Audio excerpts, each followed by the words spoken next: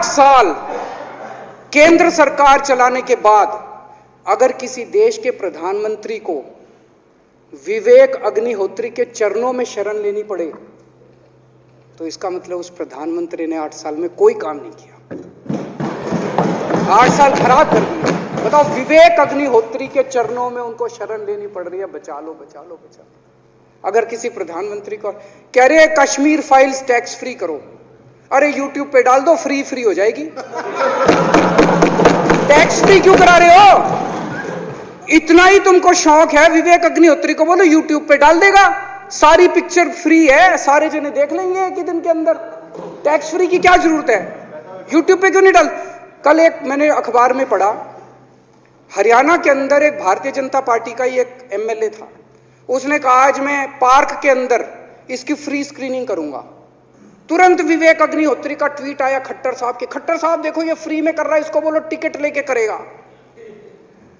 भाई साहब, कश्मीरी पंडितों के नाम पे कुछ लोग करोड़ों करोड़ों रुपए कमा रहे हैं और तुम लोगों को पोस्टर लगाने का काम दे दिया। आंखें खोलो, क्या कर रहे हो तुम लोग?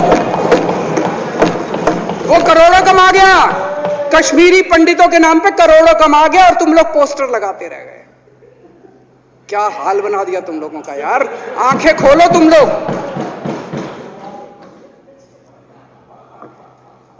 भेड़ बकरियों की तरह हाँक रखा है पूरे बीजेपी वालों को, भेड़ बकरियों की तरह हाँक रहे हैं। एक दिन बोले 3 का कृषि कानून लेके आए हैं, बहुत शानदार है, और फिर नीचे मैसेज आया भाई सारे जने तारीफ करो मोदी जी की। सारे बोले वाह मोदी जी वाह, क्या मास्टर स्ट्रोक है।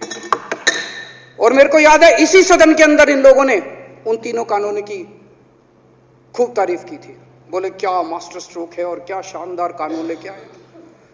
1 साल के बाद फिर आया भाई 3 कानून वापस ले लिए, बोलो फिर तारीफ करो मोदी जी की, भाई कानून बेकार थे मोदी जी। क्या इसी सदन के अंदर इन लोगों ने इतनी बेशर्मी, दिमाग पे ताला लगा रखा, इन्होंने कहा वाह मोदी जी वाह, क्या 3 कानून खराब थे आपने वापस ले लिया, देश को बचा लिया।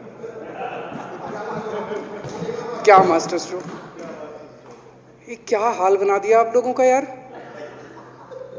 फिर थोड़े दिन बाद बोले भाई दारू की दुकानों के खिलाफ करो, फिर सारे जने दारू की दुकान बंद करो, दारू की। अब दारू ठीक हो गई दिल्ली में, आजकल तो शोर नहीं करते तुम लोग।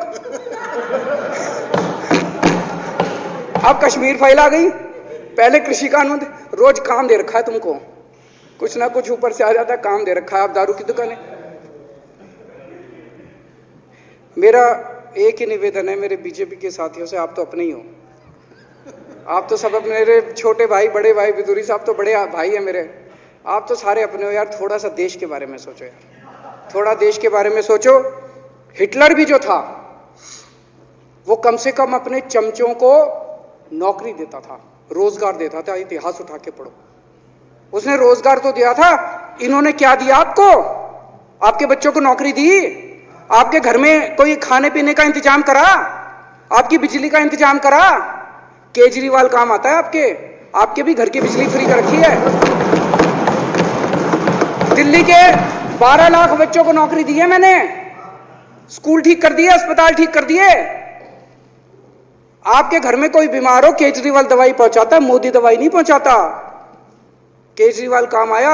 मैं बीजेपी के सारे कार्यकर्ताओं से कहना चाहता हूं, थोड़ा सा दिमाग खोलो। बीजेपी के सारे सपोर्टर्स को कहना चाहता हूं, थोड़ा सा दिमाग खोलो। ये भेड़ चाल बंद करो, भेड़ बकरियों की तरह हाँक रहे हैं ये आपको, ये सब बंद करो। दिमाग खोल के सारे जने बीजेपी छोड़ के आम आदमी पार्टी में आ जाओ।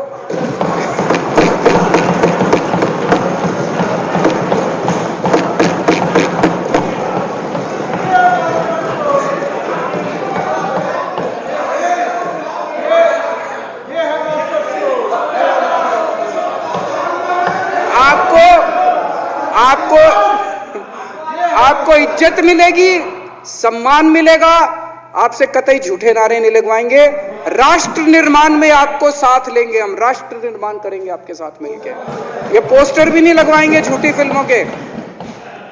और जो भी करना हो, कम से कम यार ये पिक्चर का प्रमोशन करना तो बंद करो। ये गंदे लगते हो तुम लोग, अच्छी शोभा नहीं देता आप लोगों को यार। आप अच्छे आदमी हो, कुछ करने आए थे राजनीति में, कहाँ पिक्चर के पोस्टर और प्रमोशन करने में लगा दिया। कल एलजी साहब की स्पीच पूरे देश ने सुनी। एलजी साहब को एक तरह से केंद्र सरकार का नुमाइंदा माना जाता है। एलजी साहब ने भी हमारी सरकार की कितनी तारीफ करी। 50% जीडीपी 5 साल के अंदर बढ़ गया, भारत में आज तक कभी किसी राज्य का नहीं हुआ। इतने शानदार काम दिल्ली सरकार ने किए हैं कि केंद्र सरकार द्वारा नियुक्त एलजी साहब ने भी दूसरी सरकार की, आम आदमी पार्टी की सरकार की भूरी भूरी शब्दों में तारीफ की। मैं एलजी साहब का बहुत बहुत शुक्रिया अदा करना चाहता हूं।